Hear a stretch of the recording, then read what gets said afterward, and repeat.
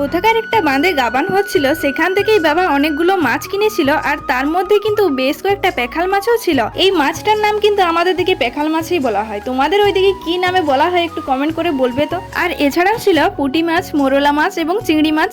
আর তারপর সব মাছগুলো আগে বেছে নিয়েছিলাম। তারপর আমি কিন্তু পেখাল মাছটা বাছতেই পারিনি, মাকে দিয়েছিলাম, কারণ পিঠের দিকটাতে প্রচুর কাটা থাকে। তো যাই হোক, এরপর কিন্তু মাছটা ভালো করে ধুয়ে নিয়েই নুন হলুদ মাখিয়ে নেব। তারপর কিন্তু কড়াইতে ভালো করে তেলটা গরম করে নিতে হবে। তো তেলটা ভালো করে তাতিয়ে নিয়েছি, এরপর মাছগুলো দিয়ে দেব।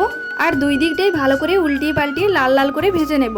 আর দেখো, এতগুলো মাছ ভাজতে ভাজতে না কড়ার অবস্থা একদমই খারাপ হয়ে গেছে। তো এরপর মাছের তরকারিটা করার জন্য দিয়ে দেব তেল, পাঁচফোড়ন, টমেটো। আর টমেটোটা একটুখানি ভেজে নিতে হবে। তারপরে দিয়ে দেব সর্ষে বাটা, সাথে হলুদ গুঁড়ো, নুন, লঙ্কার গুঁড়ো, জিরে গুঁড়ো আর সামান্য জল দিয়ে একটুখানি নাড়াচাড়া করে ভেজে রাখা মাছগুলোকে কড়াইতে দিয়ে দিতে হবে।